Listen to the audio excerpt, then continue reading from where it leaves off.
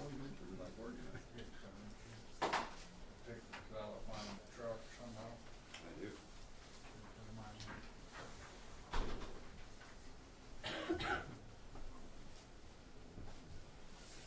Thank you, Chris. All right, Seth? Yes, sir. How you doing? Good, you? I'm doing all right, thank you. So if you would, please raise your right hand and repeat after me. I do solemnly swear I do solemnly swear that I will support the Constitution of the United States, that I will support the Constitution of the United States, the Constitution of the State of Indiana, the Constitution of the State of Indiana, and the ordinances of the City of Union City, Indiana, and the ordinance of the City of Union City, Indiana, and I will faithfully and I will faithfully and impartially and impartially discharge the duties of my office discharge the duties of my office as full-time firefighter EMT Basic as full-time firefighter EMT Basic of the City of Union City, Indiana, of the City of Union City, Indiana, so help me God. so help me God. I do solemnly swear, know all men. Hope if I follow along. Please know all men by these presents that I, K.I.S.S, Mayor of the City of Union City, Indiana, by virtue of the power vested in me by the State of Indiana and the City of Union City, Indiana, do hereby appoint Seth Clevenger to the position of full-time firefighter EMT Basic for the City of Union City, Indiana. Congratulations. Thank you.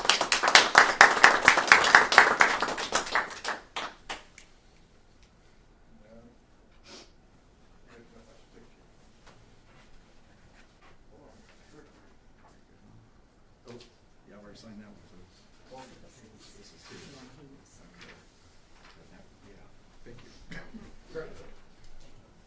You gotta sign the paperwork there. It's all under signed deed, we're. So y'all done, so you can anytime you want to. Oh, no. I've already done that. Yeah, he's done. As soon as he signs the Yeah, how are paperwork. you? there you go. I was like, these guys looking at my sky. Yeah, I know. That's a horrible look, isn't it? As if I had a good angle.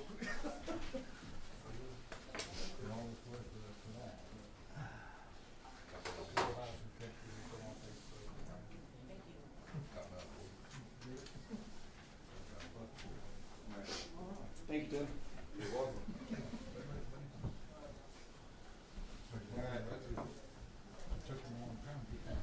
If everyone would please rise for the pledge and remain standing for the prayer. I pledge allegiance to the flag of the United States of America and to the republic for which it stands, one nation, under God, indivisible, with liberty and justice for all. Dear Heavenly Father, thank you so much for this beautiful day. Just thank you for the sunshine. Thank you for spring that is here. And just thank you for everybody in this room and in this community. And we pray for your guidance and wisdom tonight to help us make decisions, as always, to best reflect your heart for this community, not individual blind self-interest. And we also pray for the boys that are traveling this country, representing Union City, representing our school on a bus that they transformed into an RV. We thank you for your hedge of protection upon them. We thank you how you go before them. We thank you for how they are getting to see the amazing works that you've created for us to enjoy. And just thank you that they can come back more informed about what this country entails, but also with a broader perspective of all the beauty that is out there and an appreciation for the opportunity to do so. We give you all the thanks, all the praise, and all the glory. In Jesus' mighty name we pray. Amen. All right. Amy, if you would, roll call. Gary Elliott, Here. Bob Leahy, Here. Jason Brewer, Here. Tim Heiss, Here. Tito Frias. Here. All right. I trust you've had an opportunity to review the consent agenda as presented. Do we have any questions? If not, I would entertain a motion. I'll move that we accept the consent agenda as presented. We have a first and we have a second. I'll second. All those in favor signify by saying aye. Aye. Those opposed, nay. All right. Now, Jessica, can you hear me? We don't have volume up there. You're Now she can? muted. Somebody. Your tablet's muted. Okay, but But thing is, we're linked to the call on this too. Oh, well, she should be able to hear that, because it's not showing. Right, but we need to hear her. Yeah. There you go. She can hear I can hear you. Can you guys hear me? Yes. Perfect. A little bit. Of course, I probably shouldn't turn the TV up, should I? If the, yeah. Okay. Can you guys hear her? Jessica, if you would go ahead and say good afternoon, welcome to the meeting. Good evening. Welcome to the meeting. Okay, Tito, can you hear her okay? Barely. Barely? Okay. I can try talking louder. Well, let me try this. Let me see if no, that's already up. Okay. Well, yeah, we'll just give it the old college try and have you talk as loud as you can, and I'm going to at least give you an opportunity to see the council. There we go. That way at least you know who you're talking to. Hi. Okay. I've been there before, so. So, this is Jessica Tilley or Jessica Lynch with Baker Tilly, and Jessica, we're so thankful to have you on the call this evening or in our meeting. And if you wouldn't mind, this is regarding the tax credits that we're obviously applying for with the solar project. And so if you wouldn't mind, if you would like to give a brief overview of what Baker Tilly is proposing and kind of how this process would work. Okay.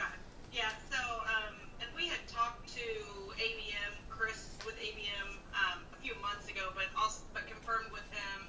I know he had helped provide the city with kind of what they estimated the tax credit might be, but they are not assisting the city with preparing the tax forms and filing to actually obtain that credit. So that's the piece that Baker Tilly is proposing to assist the city with.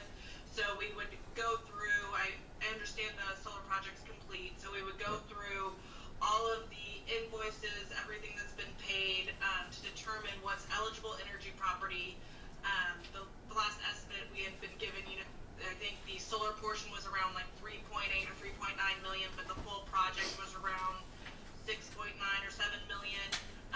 So just seeing if there's any other, general project costs, engineering and things that could be allocated pro rata to determine that total estimated eligible property. And then once we have that number firm, we would determine what the tax credit percentage could be. So there's a 6% base credit, and then there's a 5 times multiplier if you're under 1 megawatt. So it's our understanding the city's project is under a megawatt. So you would automatically get the 30% tax credit. But then there's some other bonuses that can get added for grant. They're not guaranteed. So we would look into whether the city would qualify for any of those as well. I gave the mayor last week just an estimate, a rough estimate based on the 3.9 million and the 30% tax credit of around 965,000 would be the tax credit. But since the project was completed last year, the city needs to file by May 15th, or at least apply for an extension by May 15th, which would give you until November 15th to file to even receive any of that tax credit. And so we would prepare all of the tax forms. We would help with, you have to register the city on the portal to get an ID number because you're not a tax-paying entity, so you need to sign up for that direct pay through provision through the IRS. So you need to get a number that allows you to do that. That's an IRS portal, so we'd assist with that. And then all the supporting work papers for the filling out the tax forms if you were to ever get audited for the IRS. And so all of that stuff is all the phases in our agreement. And so that total is $45,000 for the agreement. And it would be paid incrementally, I believe. Yeah, so we would bill on a monthly basis as we do work on it, then we would invoice for it, but it would never exceed the $45,000.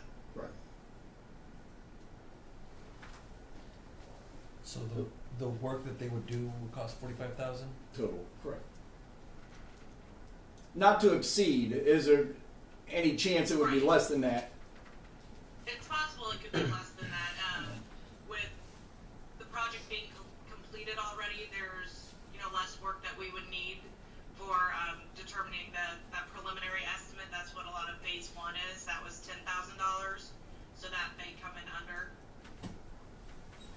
would not exceed that figure. Any other questions for Jessica? I have a question. Good, dude. So, can you hear me, by the way? Yes, I can hear you. Okay, good. So, I guess I'm concerned. This is financed by the Inflation Reduction Act, which, the current administration has voiced desire to abolish. And so I'm wondering if you're following that at all, or how are you reading that?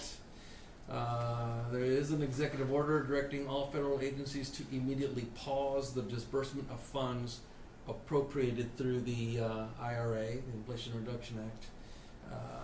Some provisions already been repealed, or is targeting a few already for repeal. Not this one that I know of, but it's just kind of the situation is in flux. So what is your reading of the likelihood that what we're applying for will be there when we're done with the work? Right. Yeah. So we are following that.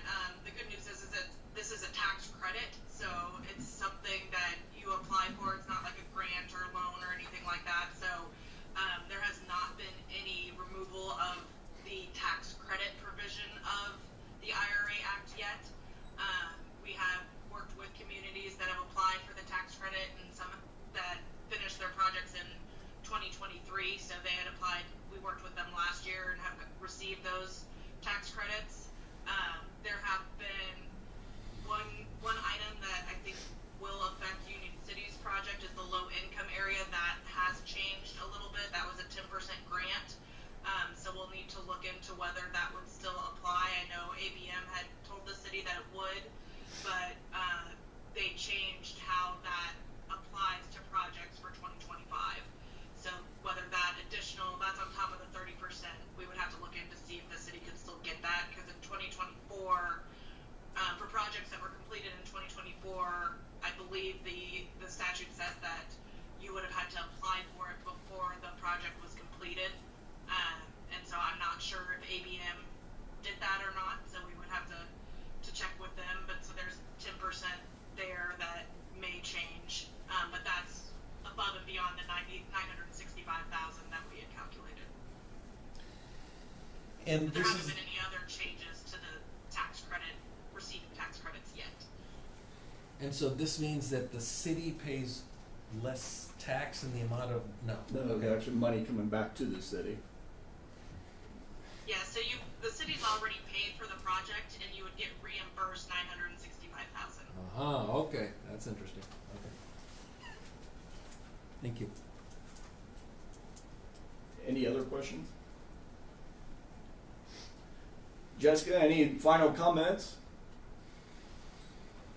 Or anything No, that you ask of us? Yeah, just the importance of that May 15th filing Yes. deadline, so that an extension needs to be at least filed by then to get any of this tax credit. Correct. Very good. All right. Well, thank you so much. You're welcome. Thank you for having me. Absolutely. You have a good rest of the evening. Thanks. You too. Thank I'm you. glad I was able to project loud enough. Yes. Excellent job. Thanks. Have a good night. You too. Thank you. Bye. Get my cursor back.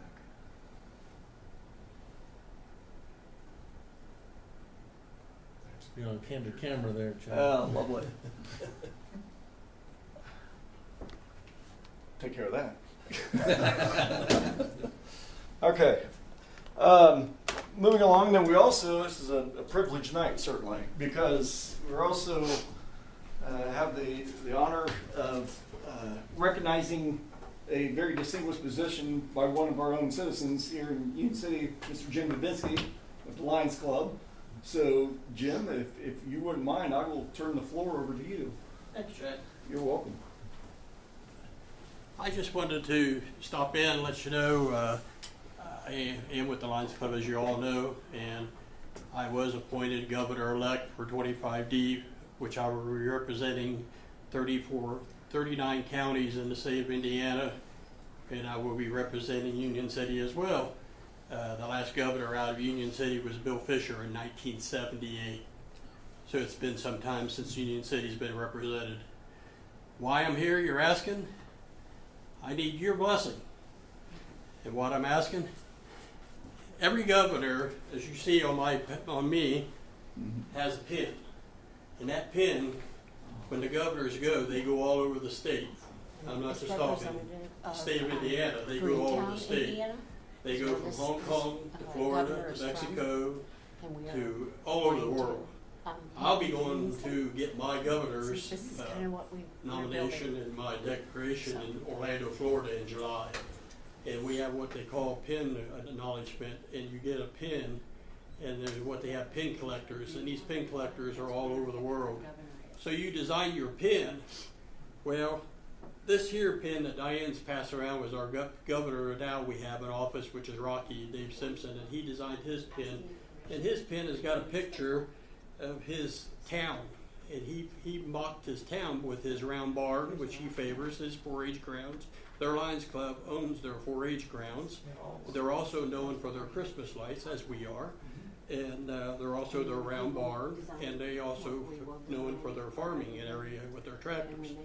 Well, I want to do some similarities to it, but I want to do something a little different.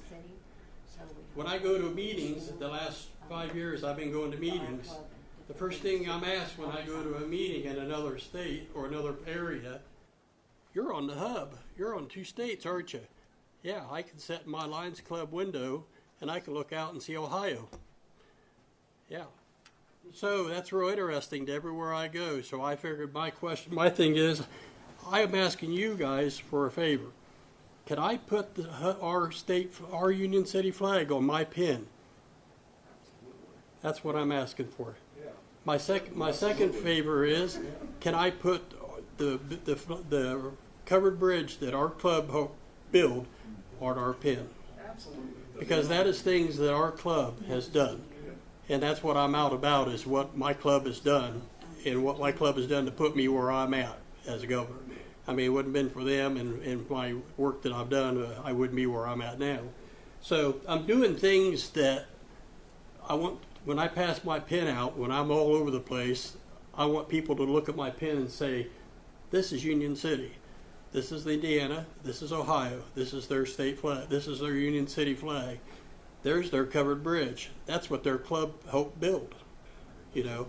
And then I'm going to put our tractors on there because we're known for our farming in this area, you know. And then somehow or another on there, we're going to try to get our, get more stuff on there as we can. And I've contacted the art teachers here at the school, and I'm going to see if have them design this with a combination maybe with Apache over here, and have them do the artwork. And then I'm going to submit that artwork to the pin company, and then they will design that pin. Then I'll be back. And guess what? Each and one of you will be the first ones to get that pin. And then when I leave in July for Florida, then these pins are going to start circulating. And then these pins will go all over the world. I mean, everywhere. As you see, I have them, and they're everywhere. There's some people that has thousands of these on their jackets. I just represent the ones that I've met with governors for, and they felt their pins were really cool. So the ones on my left side are honors and awards that I have received. These are all the rewards that I have received to be governor. These over here are the ones that I've spoke with the governors, and I've had meetings with the governors. So, but that's why I'm here. I'm asking for your permission to do the flag. I have to get your permission before I can put that flag on my pin, because the first thing they're going to say, did you get their permission? So, yeah, so that's why I'm here. Well, you can let them know at 6:22 p.m. on the evening of March 24th. You absolutely got our unanimous, I would say, approval to absolutely do that. That's an honor and a privilege on our behalf. I appreciate it. Yeah, absolutely. Yeah, absolutely. Also, I will be bringing lots of people to town. Remember the date? September 13th. We will be bringing lots of people to town. That is called what they call Banner Night. Banner Night is actually when I am appointed governor in the 39 counties of this Indiana, actually appointed in as governor in Indiana. I am actually appointed in governor in Orlando in July for the 9 days. And when I'm down there, that's where all 52 states will take effect down there. But in Indiana, it'll take effect in the community room. It'll take effect at the banner night. So we will be bringing in lots of people, and it'll take effect in the banner night. It'll take effect next door here. So I decided that I have traveled thousands and thousands of miles to go to meetings all over the place, and I decided that if there's not enough room, I guess we'll be camping out on the sidewalk because Jim's tired of driving. So my wife says, "You're not driving anymore. We're going to have it right in Union City." And the club says, "That's right. Yep. We're going to have it right next door." That's awesome. And she will be in touch with every one of you. You all will be invited. Where we want to pack the house. Absolutely. Because Union City is going to show everybody from all these other clubs what we are. So, and I want you all there, like I said, because you guys is what makes Union City. So, and like I said, everywhere I go, I speak highly of Union City. And I go to places and I have people I don't even know. I had met one guy from, when we were in one meeting, one guy come up to me from Australia and he's like, "You're the guy that lives on that state line, right?" Yeah. So me and Diane was talking. We're like, let's do our pin There you go. with the border. Because she said when that pin goes in circulation and we start passing those pins out, that's going to really set people off. They're going to say, "That's that guy right there." Yep. Yeah. That's that city right there. Very marketable. So, yeah. It's So that's why, very we thought that would be a really cool thing, Absolutely. So, but, yeah. But I have met my challenge when I become governor in Florida. I have met my challenge. My grandfather told me, if you do one thing in the Lions Club, please make it to be a governor. You don't have to go any further. Ray Slick was my grandfather. He said, "Please make it to be governor." I have met my challenge. Now, after governor, I don't think I'll go any further. I probably will stand on the board for Leader Dog in Detroit, Michigan, because we were very fond of the Leader Dog program and all my traveling around. I really enjoyed that program when I was up there and spent a weekend up there. We and my wife both had spent a weekend up there. We enjoyed that program, and I think when I'm done being governor, I think that's probably what I'll do. I'll probably back off and just stay on the board for the Leader Dog program because they do a lot of work for the blind and help a lot of people. So I think that's what I'll do. I don't think I will go any further. I know we have some that's want to be international chairs and council chairs and higher up. I'm ready to slow down.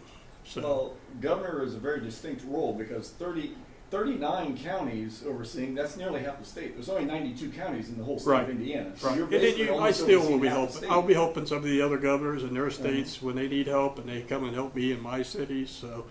So, and my club they're very fond of what we're doing.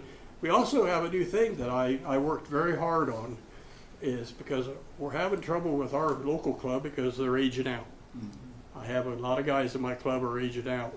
So I did some hard work, and I have been able to branch my club out into Dark County. I am bringing Greenville into Union City, and I have like a ton of guys getting ready to come into Union City to join the Lions Club in Union City, and these guys are young, very wealthy, and they're ready to come to Union City and join the Union City Club to help these guys. These guys are older, but they have the knowledge. Yep. They have the knowledge to know how to show these guys how things are done. Absolutely. So we're going to increase the membership from 24 to 44. Wow. So it's going to help these guys out a lot. That is So huge. by just branching this club bringing these guys from Ohio over into Greenville, from Greenville into Union City, it's going to help Union City Club a lot. Because these guys were really getting tired, and I told them I've got a plan. I have a plan. That is awesome. So just hang in there. Don't worry. I got a plan. Yeah. So it's going to work, and everything will be okay. So any questions on anything? Just one question, your September 13th event, do you know what the times are that you're, Probably 6 o'clock. okay, well, September 13th is a cruise-in day, so we need to make sure that we coordinate with you guys to accommodate, that's not a problem. But we Okay. need to make sure that the club works with with the Lions Club to make sure that we accommodate what you've gotta have as far as getting people in and out, having space available and parking and so forth. Okay. So we need to kinda coordinate on that a little bit, cause that'll be during our event. And they'll Okay. be treated to a free car show after the meeting. Yeah, that's good. That's great. That's great. Before That's and after, great. you got an event there, so, What time is it? What time? Well, 6 o'clock Okay. over here. okay. I want to, he's not really aware of this, but he is now. Even though his banner night is happening and that's that, I, with all of your permission, would like to do like a town celebration. You know, let's show up, you Yeah. know, let's, you know, do what we gotta do to, make this a big event. So it's gonna be after, obviously after the September meeting, for banner night, but I'd love to have something with your guys' permission, that everyone, the community, you know, everybody comes in and they possibly have it here at the community room or somewhere, and just provide like light snacks and drinks, you know, and maybe he'll be able to have, you know, past governor come in, or other people that could come in, or even some of the members, you know, and just try to celebrate this time, because it's huge for all of us. Yeah, great opportunity. Yes, Yeah, so it absolutely. may be, it's definitely gonna be after, that banner night. Okay. If it can figure out a schedule, Absolutely. We'd love to do that, because that would be wonderful. yes, Well worth it. yes. My goodness. We've Okay. also down at the state building, I think there's 5 stones in the International building in Indianapolis at Lions International. We've had stones put in for K.I.S.S Smith, I've had done, Ray Slick, Bill Fisher, and I can't remember the other 2 right off the tip of my tongue, but we've had stones put in, like memory stones put in. I had that done as governor already put in for, so when anybody would walk the memorial walk of the International building, them stones are in there. Diane has seen them, and it's very a memorial thing to see. Something I thought was really cool to be done as governor. That was one of the things I had done. So, Very nice. but it's something, if you ever go down to the Lions International building, you'll see those stones. So, and that's something that'll be there when I go through. My grandkids go through them. My picture will be there for them to see. So hopefully they don't draw pictures of it. So, but any other questions I can answer for anybody? Well, congratulations again. I appreciate all you guys' support throughout, you know, everything you've done, you know, letting us use the community room and anything else you guys has done. And I'll still be doing the parade, of course. I never give that up. I'm working on 10 years this year. We'll still do the parade. So, and Well, can't think of anything else. And Jason's been a good help. He's helped take a lot of my load off of my workload at the detail shop. Oh, cool. I don't know if you all heard, I did retire from the detail shop on January 4th. I took another position with another company, and so Jason took a lot off of me, and he's gonna be a good load off of me to take it on. So alrighty, thank you very much. Congratulations. Way to go. Fantastic. All right. Department reports. As just 2 things briefly on my end. Want to thank America's Decorative Concrete (ADC). They're doing the corner at the Governor Gray Mansion, and you guys notice there's already a transformation taking place there, and it's they're doing a fantastic job, and that's all goodwill donation on their part. So if you guys, anybody at all in the community or greater community that needs concrete work done or decorative concrete work completed, they are phenomenal, and they are very community minded, very community driven, very community supportive, and so I would strongly encourage everyone to utilize them whenever possible, because they've been quite a blessing to us in getting that project started. So What's the name again? America's Decorative Concrete. They're on 571 between Union City and Greenville, on the right-hand side of the road as you're heading toward Greenville. So just a wonderful company. And another one is just it bears reminder, and also played a role in the covered bridge, is Goodhue Metal Sales. if people, we can't ever let people forget, they provided the roof for the covered bridge, and they provided the roof for the rail tower. On them. So yeah, that's huge. I mean, we're talking material, we're talking the labor, that's huge. So John Goodhue and Goodhue Metal Sales, Goodhue Roofing, just phenomenal work. And once again, if you guys know projects that you're thinking about having done, or neighbors are, or somebody needing a roof, I would suggest them in a heartbeat, because it's, again, very community-minded, community-centered individuals that help make it possible. And these are folks that don't even live right here in Union City. So that's a blessing. That's huge. Department heads. Eric, did you have anything you wanted to cover before you were here? These last two hires, we're officially fully staffed now, which is, I'm thankful for that. But I still have one of my personnel off on sick leave. So Okay. I'm still working a little short, but we're better off today. Yeah. Well, good job on positions filled. Mark, you like me to Go ahead. turn? Yeah. You would like to do. Yeah. So you provided something, I know, very well written on the tactical vehicle. So if you'd like to just summarize for that, or if you want to read it, or do you want me to read it? I won't read it word for word, but I can go down through the bullet points. Absolutely, that'd be great. So people have seen the MRAP, obviously. Been a topic. So that's government surplus for the military. We acquired it at no cost. Did you say that again? No cost. Did not cost us a penny. Say it one more time. Yeah. So I know there's been concern about the maintenance. There's been concern about the oil, the fuel, the tires, because they're huge. We looked at a couple different ones, and this particular one actually came with 8 extra wheels and tires. So we have 8 extra. It does require 6, but we have 8 extra out in the barn right now. So all the stripings and stuff, it came equipped from another law enforcement agency, so it had a lot of the emergency stuff on it. The guys they have stripped the lettering and stuff off of it. We received some donations for the funds to restripe it.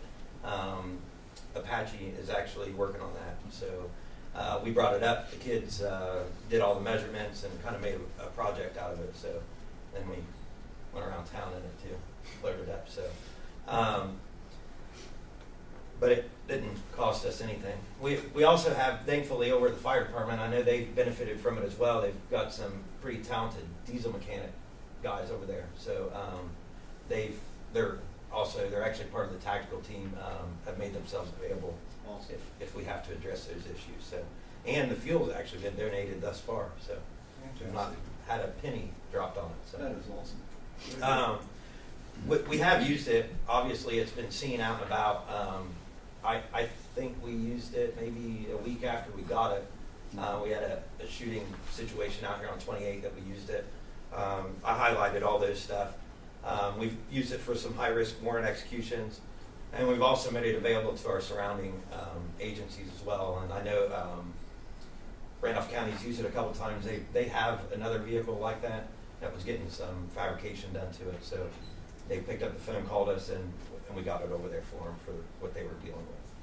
So it is a big piece of equipment. Yeah, I mean, the taxpayer obviously paid for it at some point. But, to have something like that in our back pocket right here that we can use to keep people safe, not only the officers, but the community as a whole, I think that's the most important piece of the vehicle. We know how this narrative plays out, don't we? Because if something would have happened, God forbid, something happens that's tragic, and this vehicle, for protection purposes, could have played a role, but we didn't get it. It was free to us, but we chose not to. And then something happened. Do you know what the reverberation would be? Do you know what the backlash would be if we could have had that and chose not to, and then something happened, and if we'd had it, it could have helped? We know how that narrative plays out, don't we?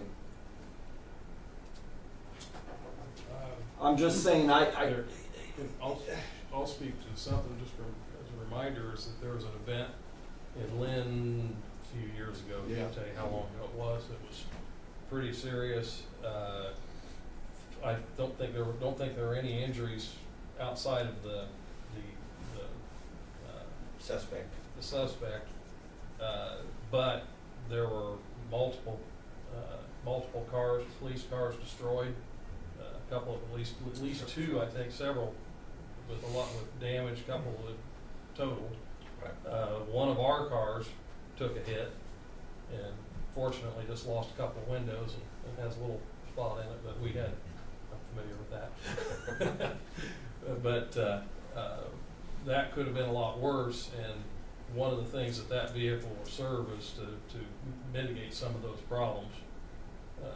And it So- took back when that incident took place, there was not one local. So No, yeah, it there weren't took- any available at that point in time. some made it there, but they came from way outside agencies, and Yeah. by that point it was A lot of cars took a lot of damage, and which Yeah. also means probably a lot of officers were in a little more vulnerable positions than what they need to be, or than what we can do. So yeah. Yeah. We have used it for some outreach stuff too. They do the Workforce Wednesdays out of the school. There's a law enforcement segment that Bill Bradbury's doing at the school. We've brought the dogs out there. We've sent guys out there, patrol guys, and then I think it was last week or the week before, they took the vehicle out there, and the kids, they got to explore the inside of it. And I mean, it's a big piece of equipment, but I know some say the perception of it's military or whatever, but that's not the perception that we want to have with this. Safety. Obviously it's big, but we also want the kids to be able to explore it. We want them to be able to see it. We want them to It's a matter of safety. yeah, for sure. So I did put a lot of information. It's front and back on there. But if you have any questions about it, or if you have any concerns, then feel free to swing down to the police department. We can talk about it, iron it out. And this is posted on the site, correct? This sheet? Is this- Yes, Awesome. I was gonna say that when it came around, but for my part, but yes. Sorry, I'm sorry. No, that's okay. No, it's fine, I just didn't want to interrupt, but, I went ahead and added this to the council packet since it was part of our meeting tonight. So if anybody is watching and, they downloaded it earlier today and this was not part of the packet, we're not like hiding anything. We added this because it was going to be, we didn't know that at the time. So Gotcha. if you download the packet now, this flyer is part of the council packet for tonight. I think there's some at the door too. Yes. There was some I left out at the door, so people that are here can grab it. what do you have to do as far as qualification for operators, for drivers? With this It's an emergency vehicle, so there's I didn't know how. yeah, it's kind of like fire trucks. They're exempt from it. I It know does they're- it's yeah. air brakes. Where they set up an EVOC course for locally, and then there's another course that Lance actually just brought to me like last week, and it addresses not only tactical stuff, but I mean they use those for recovery, tornadoes, flooding, so there's a whole course actually in Indiana here that they're going to do. The reason I asked the question because I Yeah. want to make sure that people understand that you're not just Right, yeah, just willy-nilly throwing sending an it officer in out. it that's never driven And anything beyond a To be honest with you, regular yeah, car. besides the Crown Vic, that's Yeah. as big as we've ever got. And to be honest, the guy that's assigned to drive it on the regular occasion is actually a CDL holder, so that's not, he's drove like cranes and stuff, so that's nothing for him. But there is another course that I want to send a couple guys to that'll address the different operations, not just tactical, but search and rescue stuff, and there's all kinds of things that it could be utilized for. Well, thank you. Anything else you wanted to? All right, That's it. thank you very much. Amy, anything that you need to cover with? Just my brain overload from all the classes I went to last week, which there is something I want to bring up later when we start going through one of the items under new business, but something that I never knew existed until I was in one of the classes. I remember you mentioned, yes. Yeah. That's a great call out. All right, council members, Tito? Yes, not a lot, but I was looking through the packet and I noticed in the minutes of the Board of Public Works from last time, that there was concern about a walking bridge in Union City that was condemned by the county and the Indiana Department of Transportation. What walking bridge is that, and we should be advising the public to stay off of it, or? It's roped off. It's the one at the park. It's older than the hills. Right between the cemetery But from and Union City Pike. It's actually Yeah. attached Goes to over the bridge creek. Goes Yeah. over the creek at Union City Pike, so Okay. it's along the side of it, it really Yeah. looked like it could have been condemnable years ago. But Yeah. yeah, yeah. but I think that's on their bridge replacement. Yeah. Yeah, Plans. it's Didn't it say 2028 though? Yeah, I think it is. It's a way out. So I had, what I was gonna bring up too was the question, are we gonna just leave it condemned, or are we gonna try to rebuild it? Because otherwise, the kids are gonna have to go into the road to walk to the pool, or they can always go down the middle of the park. Most of them either ride their bikes or walk down that path Yeah. to get to the pool. We may need to designate something for, Yeah, as a temporary. yeah, at least if we've gotta have walk traffic across the main bridge, then maybe we need We to do some. I'll get with Brad and see what the possibilities might be, what he suggests. Because I mean, again, to your point, I mean, they do have the middle of the park, thank goodness, to traverse through. So I mean, there is a route to travel, but we'll see what we can do. And I'm sorry, but if it's attached to the existing bridge and they're gonna Yeah. replace it in 28, if we do something now, it's going to cost. they're gonna kinda screw that up and they replace the bridge. And probably by the time you got through all the engineering things, it would be 2028. Yeah. Yeah. So, At the end of the day, it might be just best just to divert them, I should say, to the middle. And, To the middle, and, yeah. yeah. So, yeah, anything else? Tito? No, that's all I have. Sorry. That's okay. Tim? Well, I do have something here, and I've got a letter to read. This is kind of concerning the part of our last meeting, and so bear with me. I wore the wrong glasses tonight, but so I have a letter here from some citizens. And it's, Dear council members, attendees, and viewers, we, a group of concerned taxpayers and residents of Union City, write this letter out of our deep love for this town. We cherish living here, being part of this community, and watching it grow and flourish. We share the vision of our city leaders to build a better place for all of us to call home. Last meeting, Mr. Darby Livingston addressed the council with a heartfelt and articulate explanation of challenges his family is currently facing, along with the aspirations for the future. It was clear that the Livingston family, like many of us, cares deeply for this town.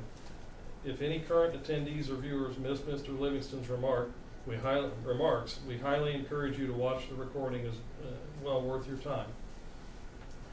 At the conclusion of the meeting, Mr. Livingston made it clear he was not asking for money or debt forgiveness. Instead, what he requested was time. Time to continue working on the plan they believe will generate revenue necessary to overcome their financial struggles and create something truly valuable to Union City and its citizens.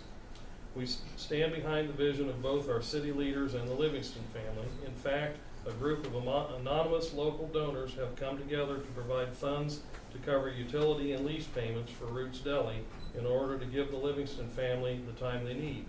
The Livingston family has shown nothing but generosity and care for our community, often without recognition or thanks. This donation is our way of returning that love and support, not only to them, but also to our city. Building a successful business takes more than just an entrepreneurial spirit. It requires the support of a community. If you feel moved to support this cause, we invite you to contribute or learn more by reaching out via email at wegrowuc@gmail.com or contacting the city building directly. I'm going to address that after this. Thank you for your time and consideration. Together we continue to build a brighter future for Union City. Sincerely, anonymous members of this community. That being said, with working with Amy and Chad, we have some limitations with the city in accepting anonymous donations like this. So I will be working with my contact in this. I was just brought in as a conduit to bring this forward. I'll be working with my contact to revise how donations are given and worked with. I think it still can be accomplished. There's already some donations that have been given, about half a dozen donations already. Don't know the amounts. I haven't looked at them. I don't even want to know who. I don't want that information. So I've got to rework the details a little bit and make this happen. I think that we have various people have their opinions about subjects as these, but I think it's a worthwhile effort, and it's gratifying to hear people care.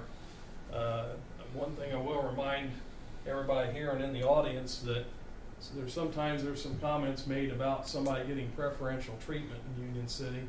And one thing I will remind everybody, I didn't get a total on this, but I think over the last 3.5 years, we've awarded something in the neighborhood of $130,000 in facade grants to anybody, and we've basically not turned anybody down. So it's not that we haven't offered help, but we don't have compassion for every business and everybody in the community.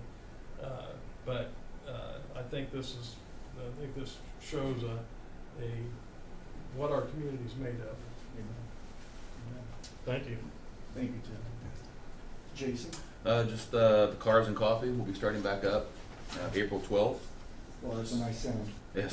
So again, this is the second Saturday, April through October, every month, 9 to 11, beside the Antique Mall. Awesome. Fantastic. Fourth year. Fourth Yep. year? Are you serious? Yeah.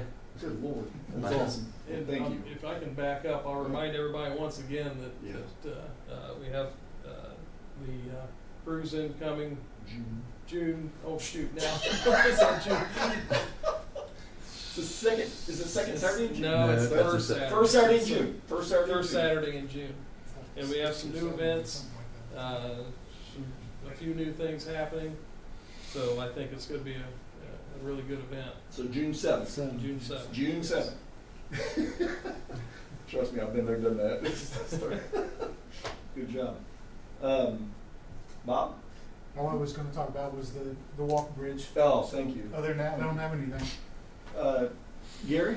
I don't have anything. Sorry, I stole your thunder. That's all right. I'm good. We don't have any old business. New business that as what the presenter was regarding the Union City Solar Project, regarding the tax credits, the Baker Tilly agreement. If there are no further questions from her presentation, I would entertain a motion.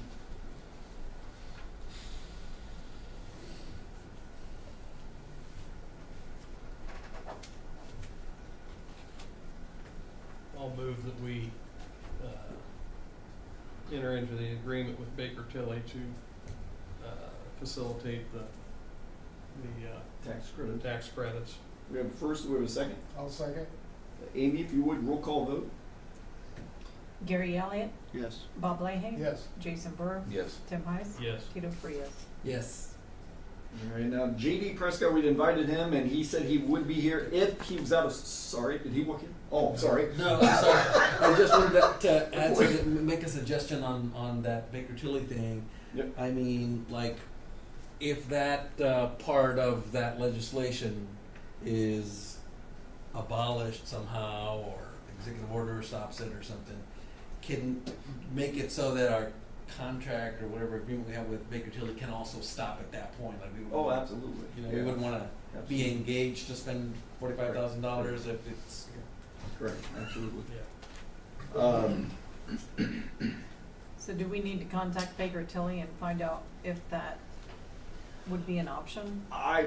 Yeah, it should be. I think it might be in that contract already, but yeah, absolutely. For clarity's sake, contact Jessica, because we need to get them the green light tomorrow morning anyway to get started, because time's of the essence.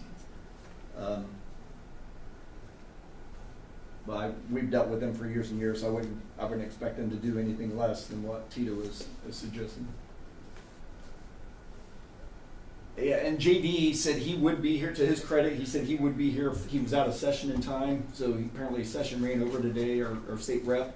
to cover, for Tito's suggestion and council's agreement, for him to cover an update regarding the potential property tax and the tax changes taking place at the state, or proposed changes, I need to clarify, taking place at the state level.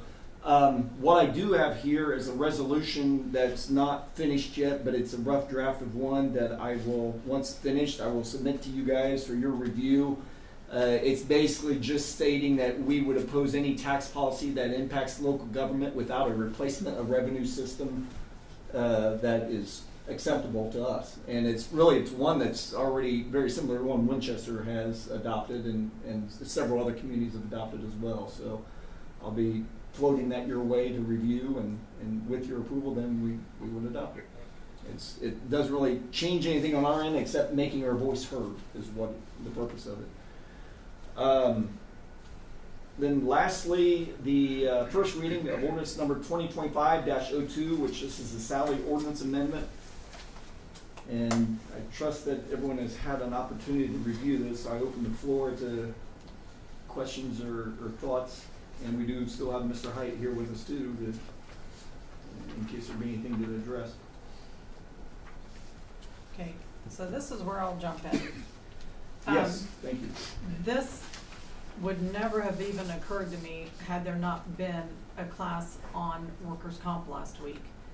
And, I mean, it seems pretty cut and dry when we're going through this, but the fact that we're adding paramedic, EMT advanced, and EMT basic without the firefighter designation, that would create an entire new category that we would be under for workers' comp. And it just blows my mind, but that category is almost twice the rate of the category if they had the firefighter certification.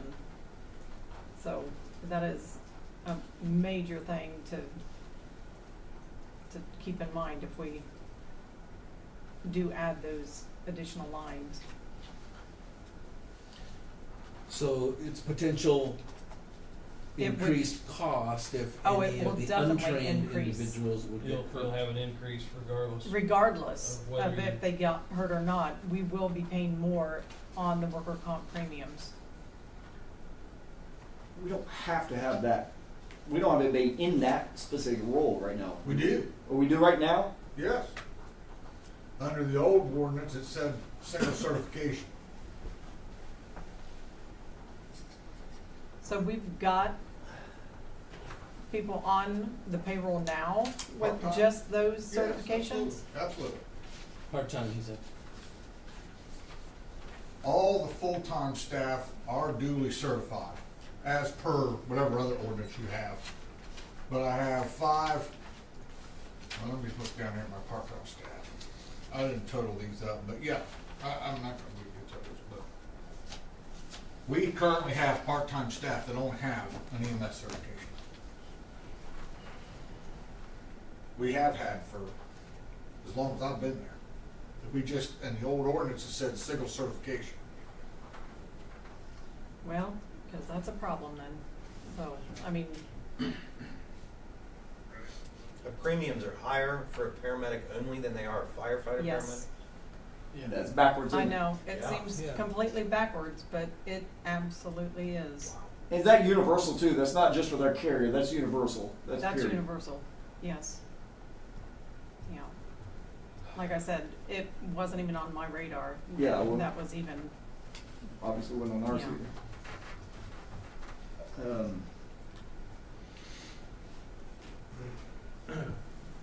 One person's in our employees speculated that the reason that made any sense was that you'd have a scenario where you have a EMS personnel on a scene that was involved in a scene that they weren't certified, trained for by circumstance, and that would put them more at risk. Like if it was, like if they were at a fire. Like they're at a fire scene, And because I they were don't not. know, that's pure speculation, but Makes sense. that's as close an explanation. There's gotta be some statistical reason for this. Those things all go by stats. You would think. So, there'd have to be a statistical reason for that to happen, and to be that way. I think it'd be the other way. Yeah, I mean, It- You would, that would but- seem, by Yes, logic, it would, like yeah. 12 people that are only firefighters and don't have any EMS cert, but that's okay. And their workers' comp isn't a problem, but if you have an EMS cert, not a fire cert, they're gonna charge you more. yep.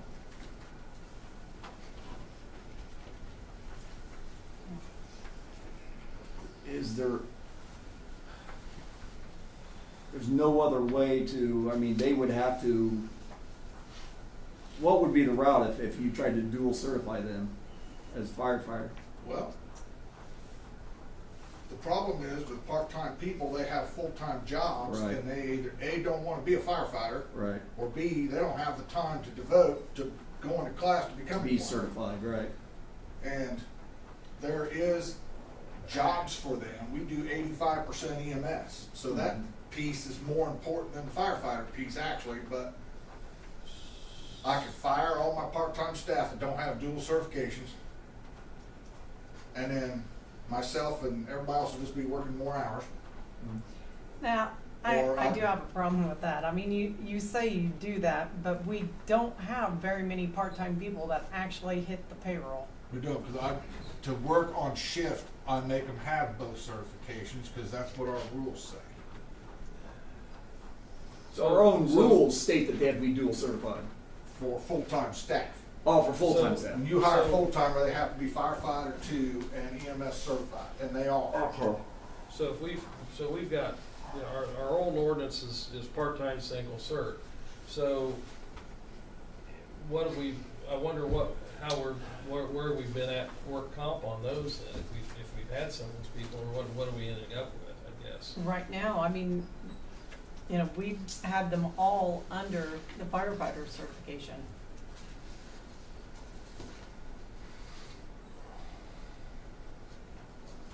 So, So we may be out of compliance on, that If that's the exposes that case, we could be out of yes. compliance, we could have a problem with comp if they're not classified correctly and something happened, we might Yeah. have an exposure problem anyway there. Well, but you don't, so the first thing we've got, let's see, these are all part-time.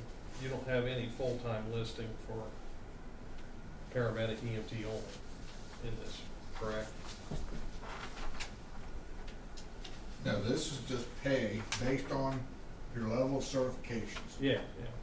Your determination whether you're full or part-time is a whole separate argument. Right, but I mean, as far as we've got specific part-time listed in the pay, but as far as full-time, you don't have any full-time EMS only. No, I don't. They probably don't have any intentions to, I would imagine. I don't.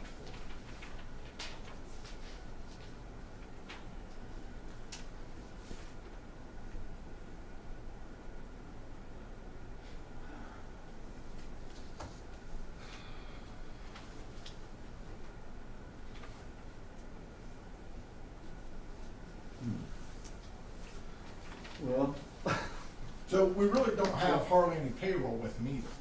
So whatever additional cost, the higher premium for that workers' comp is gonna be very minimal, because they're gonna work maybe 12 hours once a month. I mean, it doesn't happen very often. Yeah, how's the work Workers' comp comp is charge? paid based on your payroll, and if, whether I got this high rate over here, it's only based on that payroll cost.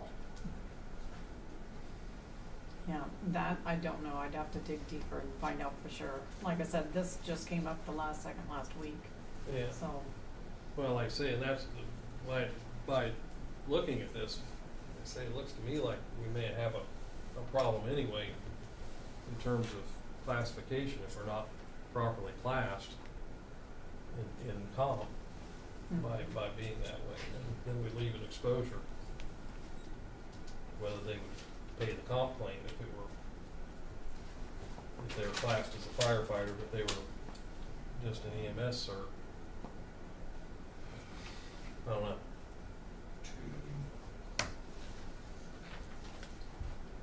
might cost a lot simpler. It's still not fun. No.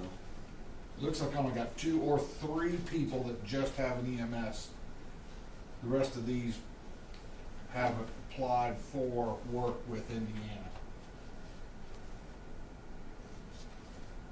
All these firefighters, but that's okay. Everybody else up here is duly certified. So I only got like 3 people that are single cert that's been considered on Indiana side's payroll or eligible for it. Okay. How prevalent are these individuals, these classifications on the Ohio side? Because I know their rules are a little bit different over there, but maybe. Well, because they have transport, they have a couple transport trucks, so there's probably 10 or 12 of them on this roster that work for the high side. And that, okay.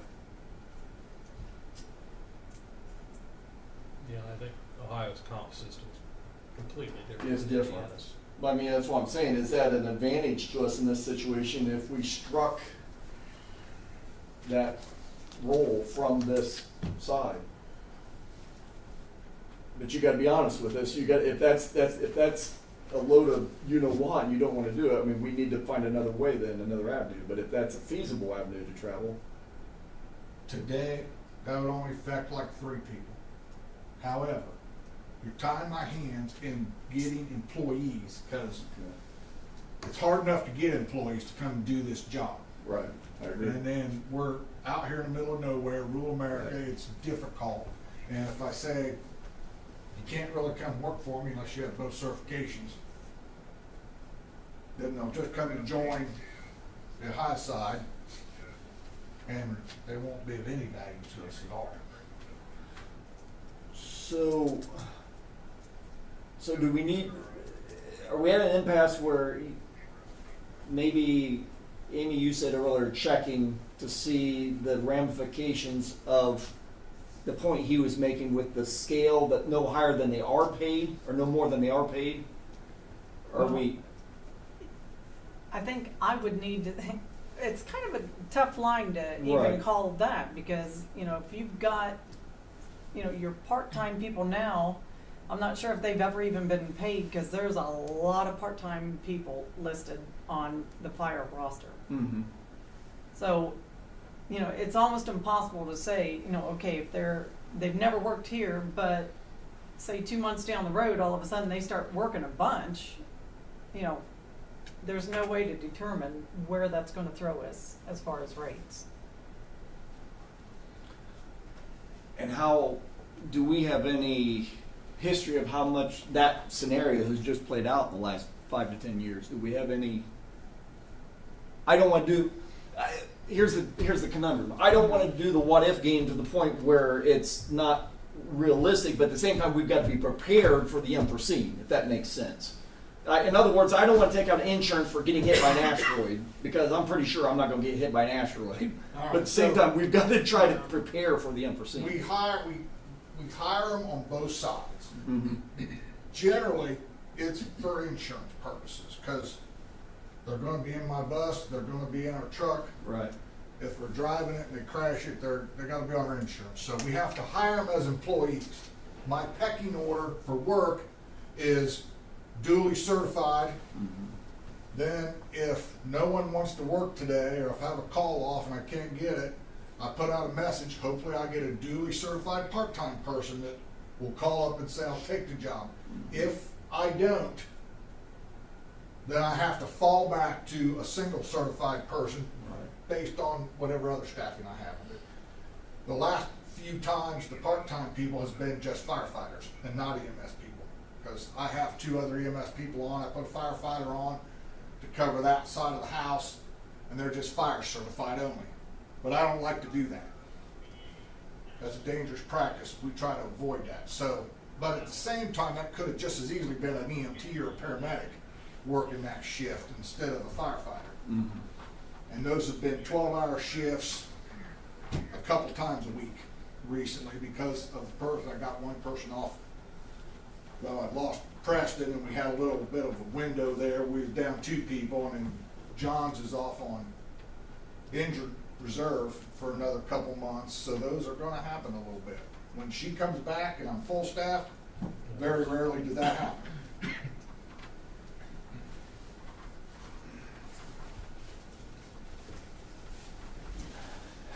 I mean, my dilemma is the fact that I was unaware that there were any people that did not have a firefighter certification.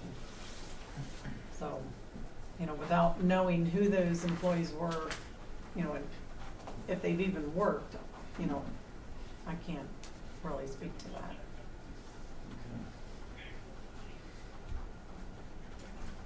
Is that worth vetting out over the next 2 weeks so we can put this to bed once and for all? I mean, because if I hear you correctly, you would like to have this line remain in here because the flexibility provides. If I hear you correctly, we just need to make sure we've hedged ourselves against, Yes. yeah. I mean, I need to know what we're dealing with, Right. so, you know. Council, what say you? Does that sound Yeah. okay? I mean, I hate to drag this out 2 more weeks, but at the same time, With all due respect, the pay is gonna be the pay is gonna be the pay. We have Right. that position already in the other ordinance. So the glitches in the workers' comp are gonna be glitches yesterday as they are gonna be tomorrow. So this has become a frustrating process for our employees. right, I agree. A super frustrating process. I agree. This has been going on for months. And then it brought last week, and there was another issue that probably could have been addressed weeks prior to. Like, this is getting bad for our employees. So I understand you guys want to be within the realm of things, but we have that position in the old ordinance. We're going to have that position in the new ordinance. Like, figuring out the workers' comp is probably more important than, for our employees' sake, tabling the pay ordinance for, again. This is, What's to prevent us it's high from... stress going back to the office Right. to try to explain to these guys why this keeps getting drug out. There's a reason why we have 2 readings, though, and one of them is there's nothing that prevents you from approving the first reading and vetting this out in the process, so then we can execute the final vote in the next meeting. We can do a first reading. That be suffice? I don't know how you're going to terminate your current employees that you have a single certification now anyway. Yeah, So Well, that, like I said, I've never seen where, and Cindy's never mentioned that there was any, because we did have this discussion, because we were talking about all the steps that we need to do to make all the changes. I mean, it's not just a simple plug in the new numbers. It's a lot of, yours is easy, your side is easy, but the new wording on the fire side, that's a lot of paperwork and a lot of changes in the system to make it flow through. So I get that, but you're not going to be able to terminate your employees that you currently have that have been here for years because you just found out that have the they really BWC been here rates for are gonna years? go I up. don't know who the employees are, so I don't know if these are just some of the new ones. what, You know, what's... So can we approve this and then do an addendum at whenever we find out how the workers' comp works? I believe we can. I mean, Yeah, you can. yeah, we can do the do amendment, a I first believe, reading on and the you second can, you can reading. do. Yeah, if there's one needed, I believe we can do Yeah. that. Absolutely. Right. Yeah, because it's Was the was first the reading. Still I thought the first reading was last meeting with the changes of the part-time. No, they did not do a reading. We didn't do a reading.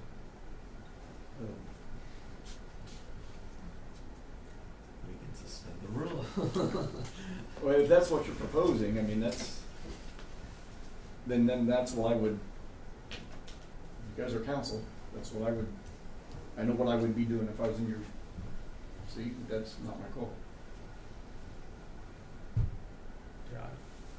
As far as you may have a first reading. Well, and he mentioned suspend the rules, go forward with the pay scale as it's proposed to execute that, and then go back if necessary to it, To restructure. if necessary. Okay. Yeah. Because that's the if necessary part. Because we're actually, we are, in that sense, we are dealing with two different things. This is a pay scale, but it, out of the pay scale discussion has I fallen. mean, I could certainly make certain over the next couple, 3 weeks or 4, however long this takes, that I don't work any of those single cert people. So that you don't really have this workers' comp problem that you think is a big deal that's not. But until you Well, look it up. We need to identify what it is because we're. It's reasonable. What, how much money are you talking? I mean, what are we comparing here? Well, it depends on how many employees. I mean, it's, you know, It's if you based start off the adding. payroll? It is based off payroll, but if you start adding just those categories, it could be a significant amount. Exactly what, I can't tell you. All I know is it's almost double what the firefighter rate is. What's our current year cost for BWC? Well, that I can't tell you either, cause I mean,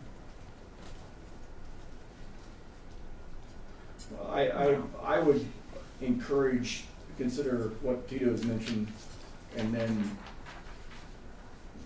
that the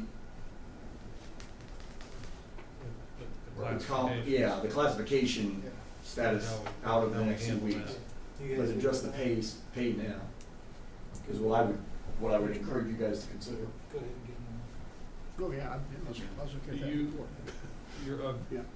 Do you have a combination of EMTs and paramedics in that group, or what do you have in terms of single cert people? I mean,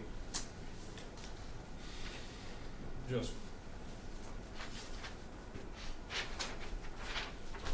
What exactly is it you want in that? Well, we've got part-time paramedic, part-time EMT advanced, part-time EMT basic, and didn't know if those are all 3 classifications that we're currently using. Well, when you say using, I mean, or that you I have got one no, paramedic in that your- doesn't have a in your- firefighter, sir. He's not an Indiana employee. Okay. I have 3 advanced EMTs that does not have a firefighter certification. 1, 2, 3, and they are not Indiana employees, or they don't work for us. I got 1, 2, 3 basics that do work for us, or is employed by us, that hasn't worked. Well, one of them has worked at some point. So it's few and far between. The payroll is a couple $100 a month. Everybody else on this list that does work is duly certified. That's not true. Like, there's a couple firefighters that's done some hours, but apparently that's not a problem, because we have a rate that covers that. The So firefighter you're rate just is talking no about problem. these single cert EMS people. Yeah. So we're down to 3 or 4 people total on the roster that have, I've only used them work a couple $100. And I don't anticipate that changing, but next week could be $200 next week. Well, Flew away my head. if we passed it the way it is, then we evaluate further, and we can revise it. What do you think, Jimmy? I think we should go ahead and get it moving so that they don't have to keep saying, no, they didn't do it yet. No, they didn't do it. It has gone on very long. I would hereby entertain a motion. I move that we pass the ordinance 2025-02 for first reading for salary ordinance amendment. We have a motion on the floor. Do we have a second? I'll second. We have a first and a second. Amy, if you would, roll call vote. Gary Elliott, Yes. Bob Leahy. Yes. Jason Berg. Yes. Tim Heiss. Yes. Tito Frias. Yes. Motion approved. We do have a unanimous motion. I'm just stating that for clarity's sake.